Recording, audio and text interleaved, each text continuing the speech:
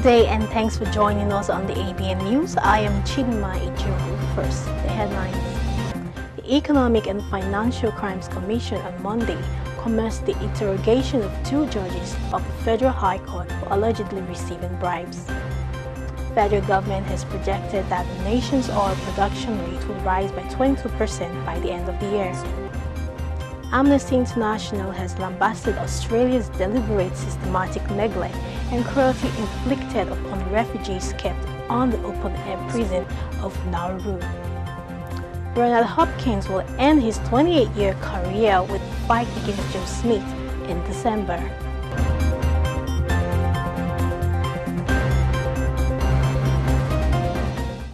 Now the news in details. The Economic and Financial Crime Commission (EFCC) on Monday commenced the interrogation of two judges of the Federal High Court of Nigeria, Justice Mohammed Nasir Yunusa and Justice Hayila Zira Ajayi Nganjiwa, for allegedly receiving bribes from two senior lawyers, Rike Tafor and Joseph Nwobike. The two judges arrived at the Lagos office of EFCC at 10:05 a.m. and were immediately ushered into the interrogation room. The invitation of the judges came barely 4 days after the EFCC said it was probing 8 judges and 2 court registrars. The commission also said another judge under probe had secured a federal high court order to stop further investigation as they have been in court trying to vacate the injunction of the federal high court. It, however, said those being investigated by the EFCC were not part of the 9 judges already grilled by the Department of State Services (DSS). EFCC had on March 9, 2016, arraigned Tafa and Nwobike before a Lagos High Court on allegations of offering gratifications to public officials. The two senior lawyers are currently facing criminal prosecution for allegedly giving bribes to judges in order to obtain favorable judgments. Minister of State Budget and National Planning Hajiba Zainab Ahmed said in a Partnership Development Roundtable in Lagos on Sunday that the federal government has restated its commitment to improve the quality of lives of Nigerians through speedy ends to humanitarian crisis in the country.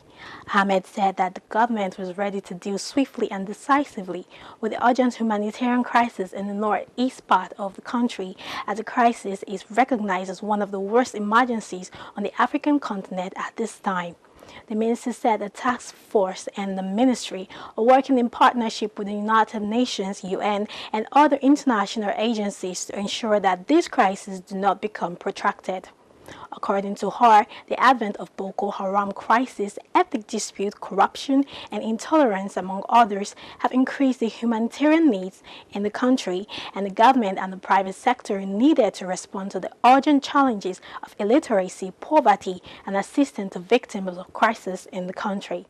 The president of the International Committee of the Red Cross ICRC, Mr. Peter Maurer, said there was a need to deepen partnership between humanitarian society and the private sector to develop targeted products and responses for people affected by the war. The development program was organized by the International Committee of the Red Cross ICRC, Nigerian Red Cross Society NRCS, and the Lagos Chamber of Commerce and Industry. A member of the World Bank Group International Finance Corporation (IFC) said the challenge with the Nigeria's power sector is not limited to financial liquidity but other sectoral issues.